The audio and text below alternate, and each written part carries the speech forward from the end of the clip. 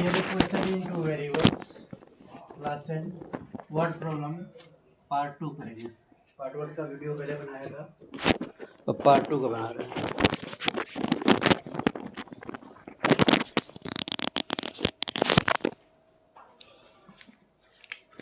Question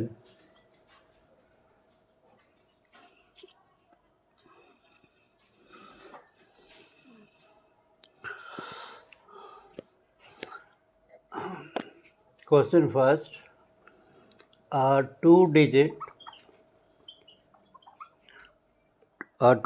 number is such that the product of its digits is 35 if 18 is added to the number, the digits interchange their places. The digits interchange their places. Find the number. Find the number. 2 digit number है, तो जब भी 2 digit का number हो उसमें unit place, tens place, original number और reverse number लिखना होता है. 4 लाइन लिखना होता है. Let the digit at unit place equal to x and the digit at tens place and the digit at tens place y. तब क्या हो जाएगा? Original number 10y plus x, क्योंकि y टेंस प्लेस पे है. Therefore original number 10y plus x. और इसको interchanging number क्या होगा? यूनिट प्लेस वाला नंबर टेंस पे आ जाएगा, टेंस वाला यूनिट पे आ जाएगा. देयरफॉर रिवर्स नंबर हो जाएगा 10x प्लस वाई. जब भी ये 2 डिजिट नंबर का क्वेश्चन हो, ये 4 लाइन पहले लिखना होता है.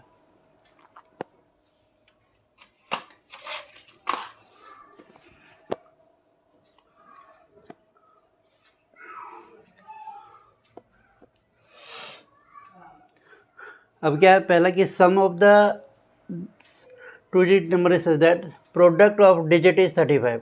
इस डिजिट्स का प्रोडक्ट 35 है.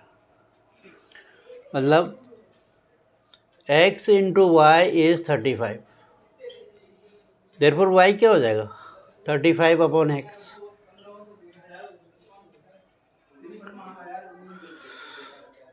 If 18 is added to the number, अगर हम ओरिजिनल नंबर में इसमें 18 प्लस करते हैं, डिजिट इंटरचेंज, मतलब अगर इसमें 18 प्लस करते हैं, ये इसके इक्वल हो जाता है. If 18 is added to the original number, digit interchange its places. That means 10y plus x plus 18 gets this 10x plus y. ठीक है.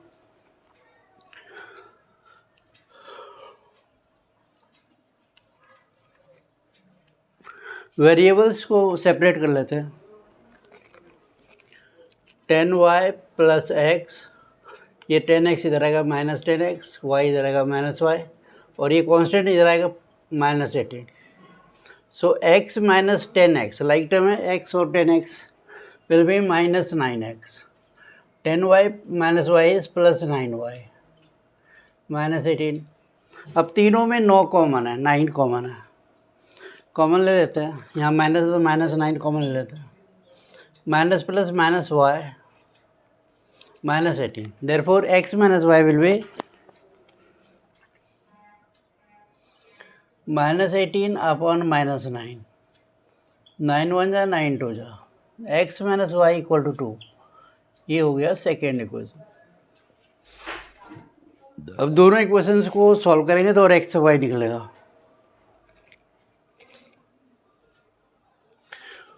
Solving equations first and second, solving equations first and second. अब y का value इसमें डाल दो तो x का quadratic equation आ जाएगा। x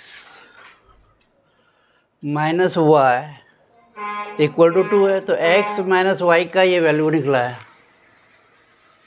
y का वैल्यू 35/x, y का value in terms of x 35/x is equal to 2। एल्सियम लेते हैं, 1 और x का एल्सियम हो गया x, तो 1 से x स्क्वायर, x कटा 35 is equal to 2 by 1, cross multiply कर देते हैं। 1 से मल्टीप्लाई करें वही आएगा x square minus 35 is equal to 2x। अब इसे क्वाड्रेटिक फॉर्म में लिखना है। क्वाड्रेटिक फॉर्म क्या होता है? ax square plus bx plus c equal to 0। Square वाला पहले, फिर x वाला, फिर कांस्टेंट। अब तो मतलब x वाला यहाँ इसको बीच में लाना है, तो इधर से आएगा तो माइनस में हो जाएगा। X square minus 2x minus 35 equal to 0। ये स्टैंडर्ड फॉर्म है क्वाड्रेटिक क्वेश्चन है, इस फॉर्म में अरेंज करना होता है।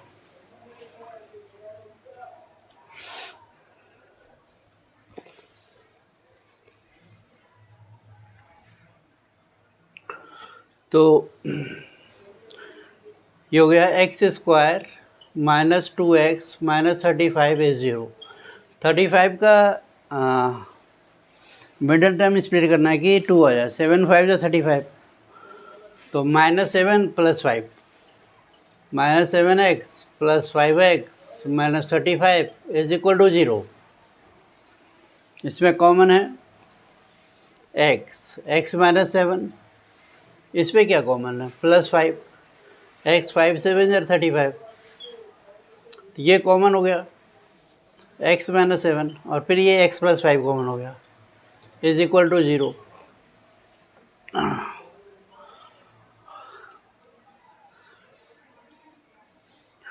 अब या तो ये 0 होगा या ये 0 होगा। Either x minus 7 equal to 0, therefore x equal to 7, और x + 5 equal to 0, x equal to -5। अच्छा, x का 2 वैल्यू निकला था, y का भी 2 वैल्यू निकलेगा, इसमें डालते हैं। तो since x minus y equal to 2, तो x का 7 minus y equal to 2, minus y equal to 2 minus 7, minus y equal to -5, cancel हो गया तो y इक्वल टू 5। इसमें भी डालते हैं x minus y equal to 2, तो x का वैल्यू है -5, -5 minus y equal to 2, minus y equal to 2 + 5, y equal to 7।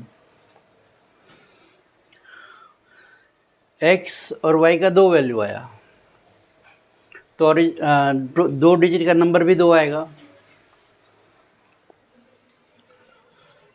तो original number, since original number हमें फाइंड करना था, ओरिजिनल नंबर क्या था? 10y + x। तो पहला y 5 और x 7 डाल दें, तो y 5 और x 7, तो नंबर क्या हो जाएगा? 10 × 5 + 7, 50 + 7, दैट इज़ 57। अगर ये वाला वैल्यू लेते हैं 2 डिजिट नंबर ये आता है। अगर ये वाला लेते हैं, when x is -5 and y is 7, तो 2 डिजिट नंबर क्या है हमारा? 10y + x, 10y + x, 10y क्या है? 7 + x क्या है? -5, 70 - 5 35। तो कौन सा आंसर सही होगा इसमें? क्वेश्चन के हिसाब से देख लेते हैं।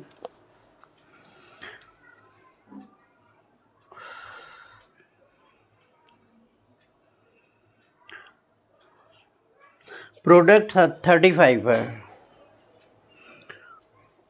तो इनका प्रोडक्ट देखो 35 हो रहा है, 5 इंटू 7 इज 35। इसका प्रोडक्ट 35 नहीं हो रहा है, तो ये वाला नंबर नहीं होगा, तो ओरिजिनल नंबर ये हुआ 35। चेक करके देखना होता है कि कौन सा आंसर सही है। दो आंसर होता है क्वाड्रेटिक क्वेश्चन में, दो वैल्यू आता है एक्स का, तो वाई का भी दो वैल्यू आएगा, तो ओरिजिनल नंबर भी दो आएगा। तो उसके बाद उस स्टेटमेंट में वेरीफाई करना होता है कि कौन सा नंबर सही है, तो ये वाला है। ठीक ठीक है।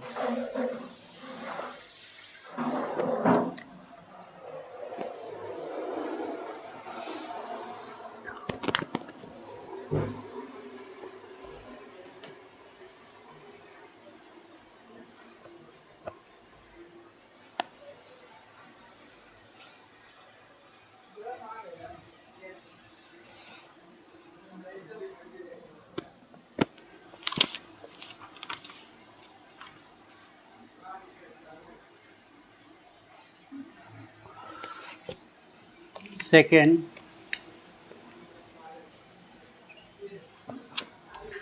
a train covered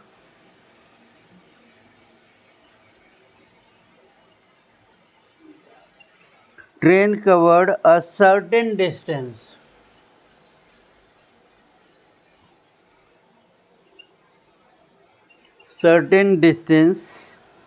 at a uniform speed.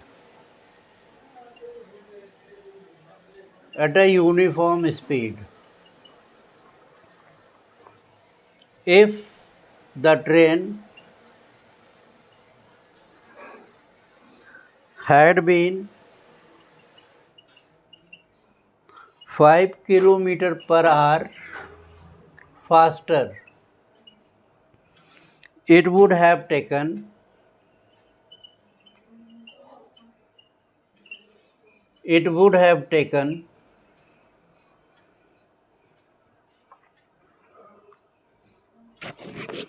3 hours less than the scheduled time.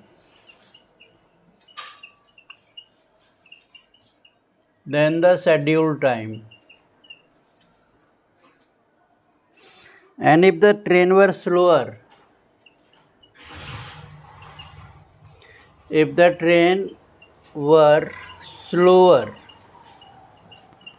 by 4 kilometer per hour, it would have taken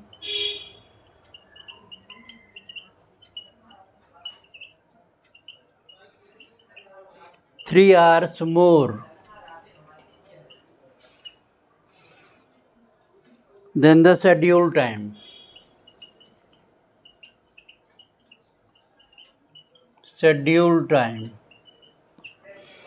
Find the length of the journey.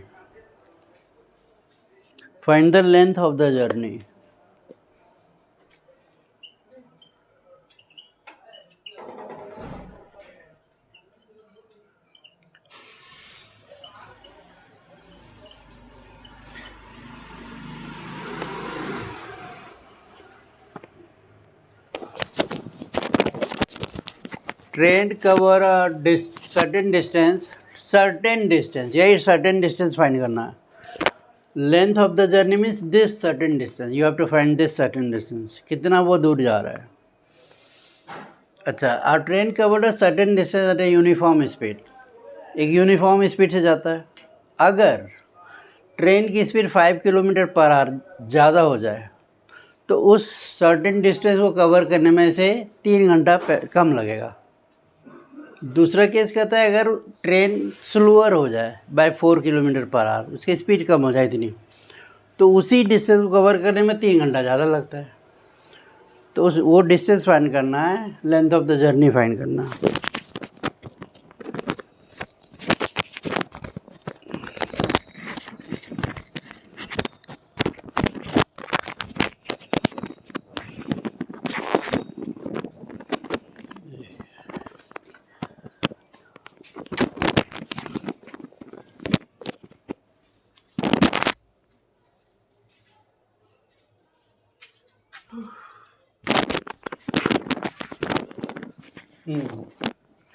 तो मान लेते हैं जर्नी है A to B x kilometre, यही journey है, length of the journey जो उसको cover, जो ट्रेन कवर कर रहा है। इन बोथ द केसेस एक बार स्पीड बढ़ाया 5 किलोमीटर पर आवर से, तो ए से भी वो 3 घंटा पहले ही पहुंच गया। अगर स्पीड घटाया 4 किलोमीटर पर आवर, तो ए से बी तक पहुंचने में उसे 3 घंटा और लेट पहुंचा। तो ए बी का डिस्टेंस फाइंड करना।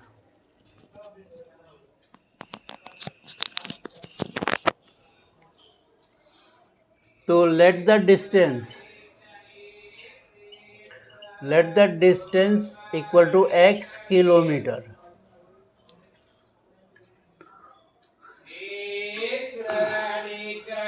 and speed of train equal to y kilometre per our.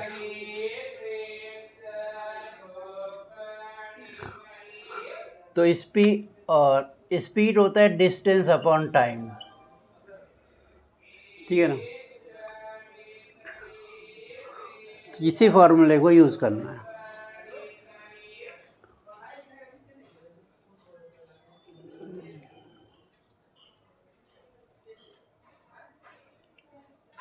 If the train had 5 kilometre per our faster, इस डिस्टेंस फास्टर हो गया, मतलब स्पीड जो है y प्लस 5 हो गया पहले वाले केस में। डिस्टेंस तो कांस्टेंट है, उतना ही चलना है उसको। टाइम 3 आवर मोर ले रहा है, टाइम को ले लो t प्लस 3, पहले वाले केस में टाइम को t ही लिया है।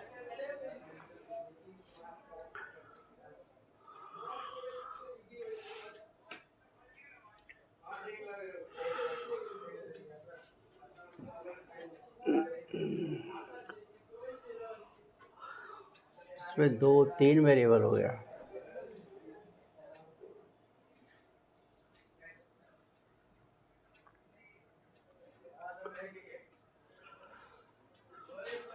ऐसे कर लेता, time equal to distance upon speed के टर्म में लाते हैं।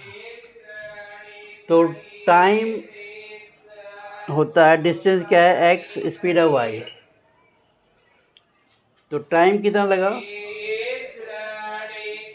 3 hours less. Time 3 our less लगता है जब स्पीड इसका बढ़ जाता है 5 किलोमीटर पर आवर से, ठीक है। तो t equal to x upon y plus 3, ये प्लस 3 इधर आ गया। इसका एलसीएम ले लेते हैं। t is equal to y plus 3, y से y plus 3 cancel, x plus 3 y plus 3। अब इधर कर रहे हैं, तो t is equal to x plus 3y plus 3 upon y plus 3, ठीक है पहला। अब क्या कहता है कि अगर ट्रेन स्लोअर हो जाए बाय 4 किलोमीटर पर आवर, तो टाइम 3 आवर मोर लगता है। टाइम अब 3 आवर मोर लगेगा, डिस्टेंस वही रहेगा। स्लोअर हो जाए, स्पीड कम हो जाए, y-4 हो जाए, तो t will be x upon y-4 -3।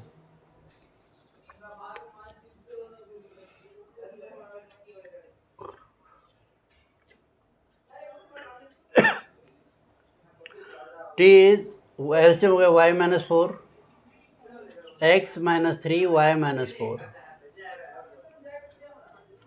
तो t is x -3y plus 3 4 12 upon y-4। ये हमारा पहला था, सॉरी वो पहला है, ये दूसरा है, और दोनों ही t का वैल्यू है, दोनों t का ही वैल्यू, तो हाँ दोनों इक्वल हो जाएगा, दोनों इक्वल हो जाएगा फ्रॉम 1 and 2।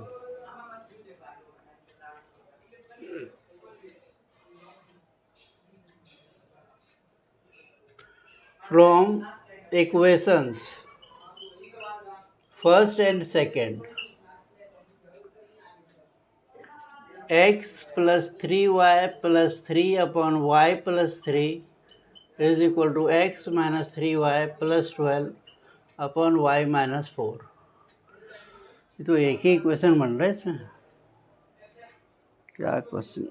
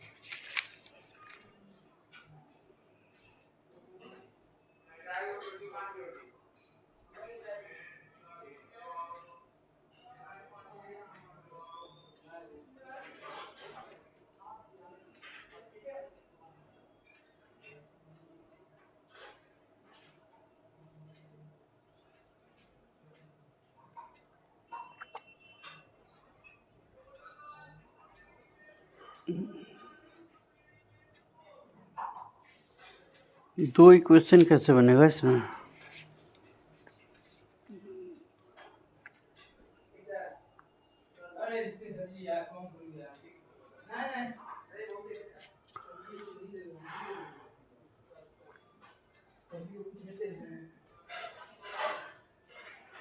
इसको देख लेना. ये शायद क्वेश्चन ही डेटा कंप्लीट नहीं है. इसका डेटा कंप्लीट नहीं है. एक ही क्वेश्चन पे रिड्यूस हो रहा है जाके. नेक्स्ट करते हैं.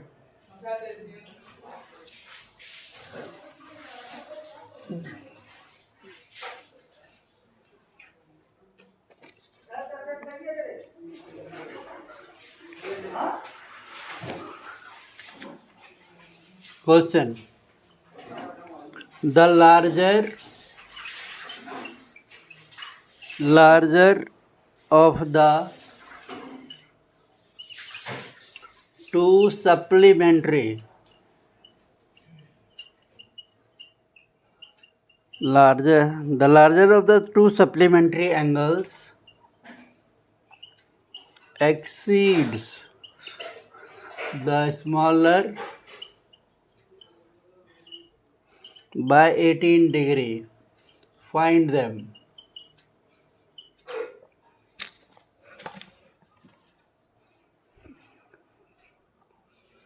दो एंगल है, दोनों सप्लीमेंट्री है. तो सप्लीमेंट्री एंगल का क्या होता है. दो एंगल का सम अगर 180 हो जाए तो सप्लीमेंट्री है. Let the angles are x and y. Let the angles are x and y. Since they are supplementary angles, so x plus y is 180 degree. Therefore, x plus y is 180 degree. मान लो x और y है. x greater than है y के. Suppose कर लेते हैं कि x वाला एंगल y से बड़ा है. तो लार्जर ऑफ टू सप्लीमेंट्री का लार्जर नंबर ये है.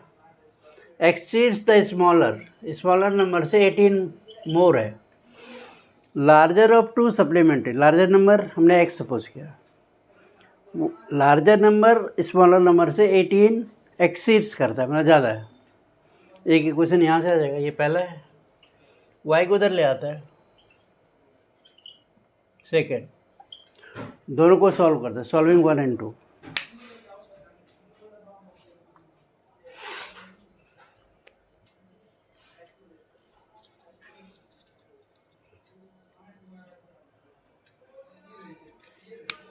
Solving equations 1 and 2. तो x प्लस वाई इज 180 और x minus y is 18. Sign change कर देते हैं. ये कैंसिल हो गया. y plus y is 2y. 10 minus 8 2, 7 minus 1 6. Therefore y equal to 62 by 2 31. y is 31. तो y का वैल्यू किसी एक इक्वेशन में डाल दो, आइदर 1 और 2.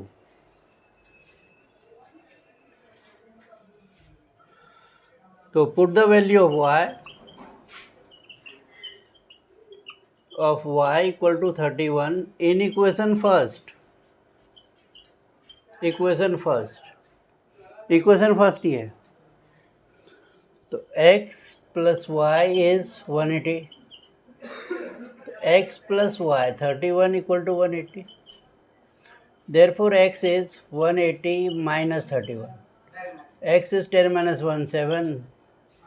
7 minus 3 4. 147. So angles are 147 and 31. गलत हो रहा है.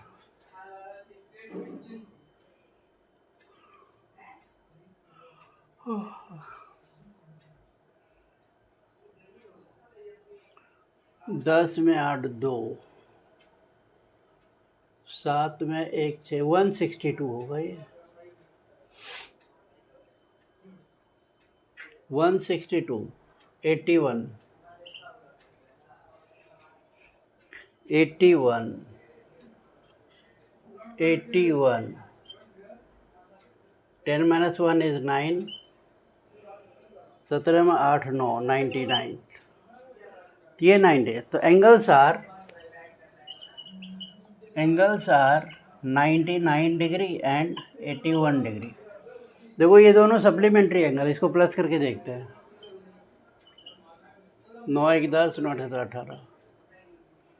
और ये वाला एंगल इससे 18 ज़्यादा होगा. 81 में अगर 18 ऐड कर दो 99.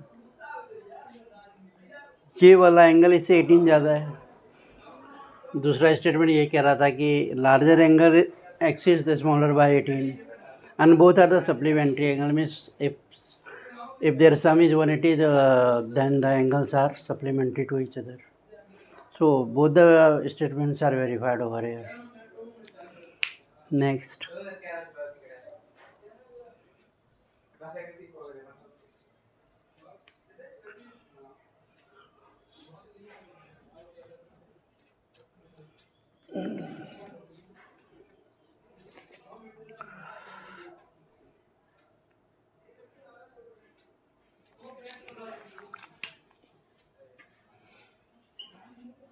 A lending library has a fixed charge. Fixed charge for the first 3 days.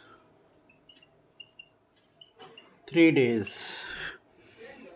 And an additional charge for each day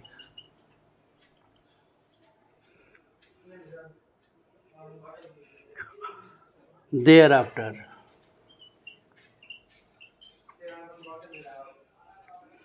Mona paid rupees 27 for a book kept for 7 days, while Tanvi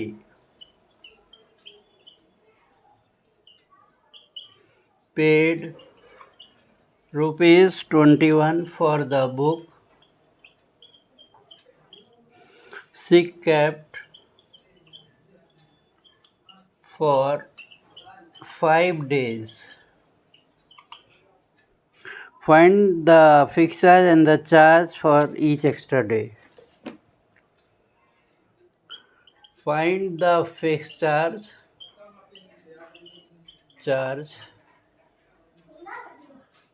and charge for charge for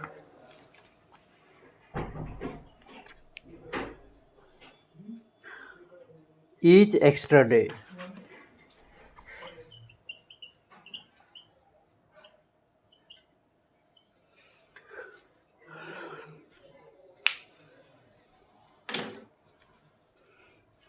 question ये है कि library से book लेने का एक कुछ rule होता है, नियम होता है। Lending library is a fix charge for first 3 day. पहले 3 दिन तक रखने के लिए एक फिक्स चार्ज देना पड़ता है। फिक्स चार्ज, चाहे तुम 1 दिन रखो, 2 दिन रखो, 3 दिन रखो, फिक्स चार्ज देना पड़ेगा। उसके बाद अगर एक्स्ट्रा डेज रखते हो तो उसके लिए extra charge have to be paid and an additional charge for each day. हर डे के एज ए पेनल्टी समझ लो। तो मोना ने 7 डेज बुक रख लिया, रखना था 3 दिन, 4 दिन एक्स्ट्रा रखा, तो फिक्स चार्ज और 4 दिन का पेनल्टी लगा के उसे 27 रुपये देना पड़ा। वेयर एज तन्वी ने बुक को 5 डेज रखा अपने पास, मीन्स एक्स्ट्रा 2 डेज रखा, स्टिपुलेटेड टाइम से 2 डेज एक्स्ट्रा रखा, उसके लिए उसे 21 रुपीज़ पे करना पड़ा। तो फिक्स चार्ज क्या है और चार्ज पर एक्स्ट्रा डे क्या है वो निकालना है।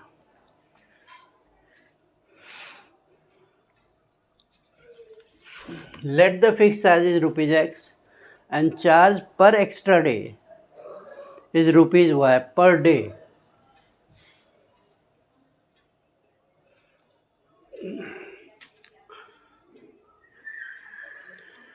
Let the fixed charge for 3 days, 3 दिन का फिक्स चार्ज है X रुपया, एडिशनल चार्ज देयर आफ्टर, उसके बाद का एडिशनल चार्ज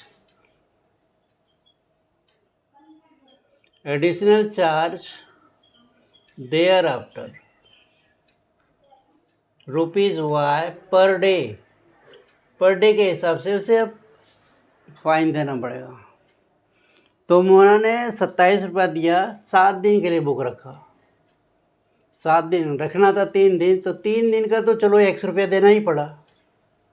ये 3 डेज का है। एक्स्ट्रा कितने दिन रखा उसने? 4 दिन। तो 4 दिन में उसे कितना देना पड़ेगा? 4Y। 1 दिन का Y रुपये देना पड़ता है। 4 दिन एक्स्ट्रा रखा तो 4Y हो गया, और एडिशनल चार्ज तो देना ही है फॉर 3 डेज का। तो दोनों मिला के हो रहा है उसका 27 रुपया। पहला क्वेश्चन। तन्वी ने 5 दिन तक बुक को रिटेन रखा है, मतलब 3 दिन का X देना पड़ा और 2 दिन एक्स्ट्रा के लिए 2Y देना पड़ा, उसके लिए 21 देना पड़ा, ₹21। इन्हीं दोनों को सॉल्व करना है।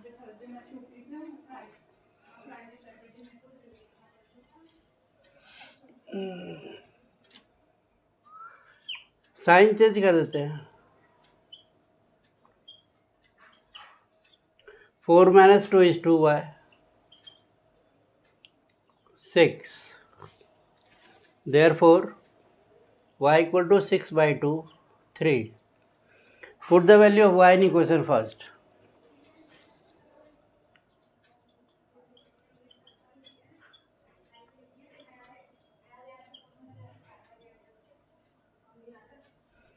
इक्वेशन फर्स्ट में Y का वैल्यू पुट करते हैं। X + 4Y is 27. X + 4Y is 3, 27. X + 12 equal to 27. X equal to 27 - 12, 15। तो फिक्स चार्ज है 15 रुपया 3 दिन का, और पर डे जो एडिशनल चार्ज है ₹3 है per day. Therefore, fixed charge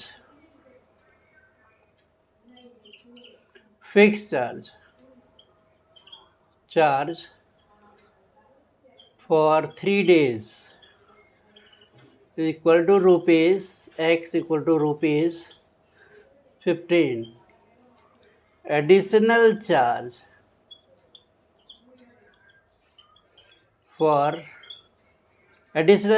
per day equal to rupees Y equal to ₹3 per day. Yes, fix charge है 15 रुपया और एडिशनल पर डे का है 3 रुपये।